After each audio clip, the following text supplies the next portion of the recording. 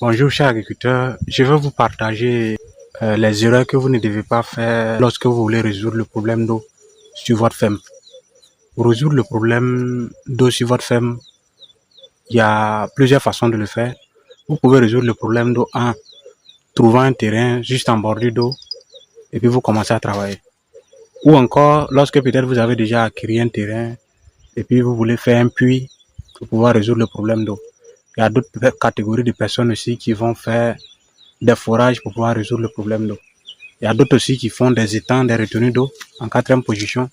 Donc, je vais vous proposer ce qui sera le plus adapté pour vous en fonction de vos moyens. Comment est-ce que vous allez pouvoir résoudre le problème d'eau et quelles sont les erreurs à éviter lorsque vous voulez peut-être acquérir un terrain ou bien résoudre le problème d'eau sur une ferme. Imaginons que vous n'avez pas de ferme. Vous voulez maintenant aller vous acheter un terrain pour pouvoir commencer l'agriculture. Si vous n'avez pas encore acheté le terrain, en tout cas, c'est mieux que vous allez partir chercher un terrain qui est juste en bordure d'eau, souvent en bordure d'un barrage, d'un fleuve, d'une rivière. Voilà, quand vous acquérissez le terrain là-bas, même si le terrain coûte très cher, même si le terrain, ailleurs on dit le terrain coûte 1 million, et puis vous arrivez là-bas, on vous dit que le terrain coûte 2 millions. C'est mieux d'acheter le terrain là-bas, parce que quand vous achetez déjà, le problème d'eau est déjà résolu. Vous voyez la différence? Donc maintenant, il y a certains aussi qui ont déjà des terres qu'ils ont déjà achetées, sur lesquelles ils veulent résoudre le problème d'eau. Vous pouvez résoudre le problème d'eau en faisant un puits. Mais je n'encourage pas beaucoup la création de puits, parce que parfois tu peux commencer ta production avec un puits, et puis arriver à un moment donné, l'eau tarit dans le puits là. Bon, quand l'eau tarit, pendant que tu as déjà planté tes plantes, imaginez ce que vous voyez derrière là. Il y a l'eau qui est finie, on n'arrive plus à arroser, on n'arrive plus à faire quelque chose. Tout ce qu'on a à faire, c'est de regarder et puis attendre que la pluie vienne gérer. Vous voyez que vraiment, ça serait triste. Donc, vous risquez de perdre votre production en comptant sur un puits. Mais les puits aussi, si vous voulez compter sur un puits pour faire votre production, la première des choses, quand vous faites un puits, ne cherchez pas à faire des grandes superficies comme 1 hectare. Testez d'abord le puits. Quand vous créez le premier puits, vous faites au moins 500 mètres carrés ou bien 200 mètres carrés. Et puis vous commencez à irriguer avec. Vous allez reconnaître, vous allez pouvoir bien connaître la capacité de votre puits. Et puis maintenant voir est-ce que votre puits là, ça peut vous aider à arroser 1 hectare.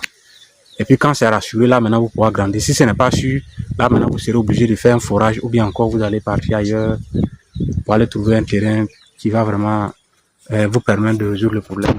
Pour ceux aussi qui veulent par exemple faire du forage, le forage généralement ça coûte un peu cher. Ça coûte cher. Donc ça c'est pour ceux qui ont les moyens. Si tu fais un forage, il faut que tu fasses de ton mieux pour équiper. Les gens veulent forcément viser les forages moins chers, moins chers. Bon, bien vrai que vous n'avez pas assez d'argent, mais ne visez pas forcément ce qui est moins cher. Quand vous voulez faire votre forage, soyez exigeant. Même si ça coûte cher, que ça soit bien fait.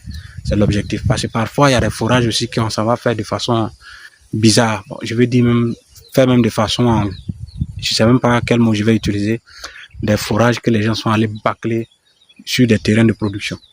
Et après, on n'arrive pas vraiment à avoir l'eau comme il se doit pouvoir faire l'irrigation parce que la personne voulait un forage moins cher.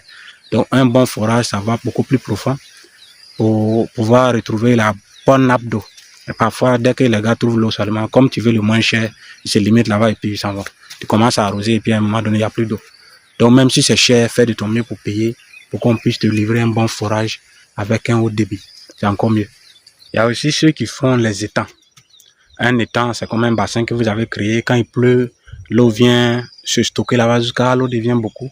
Et puis c'est ça que vous utilisez pour faire votre arrosage. Ça, ce sont des systèmes qui sont très pratiques, mais aussi coûteux. Mais parfois, si vous voulez le faire, son système moins cher, parce que son système original, qui peut durer plusieurs dizaines d'années, plusieurs décennies, ça va vous nécessiter aussi les mêmes investissements que lorsque vous faites un forage. Mais parfois aussi, si vous essayez de simplifier, vous creusez le trou, et puis vous mettez bâche à l'intérieur, et puis quand il pleut, l'eau vient, là c'est moins cher. Mais s'il y a un trou, l'eau risque de finir beaucoup plus vite, et puis bon, vous risquez aussi de perdre. Mais bon, c'est un système, en tout cas, je considère pas ça comme mauvais, mais il est très bon, ça peut vraiment vous aider.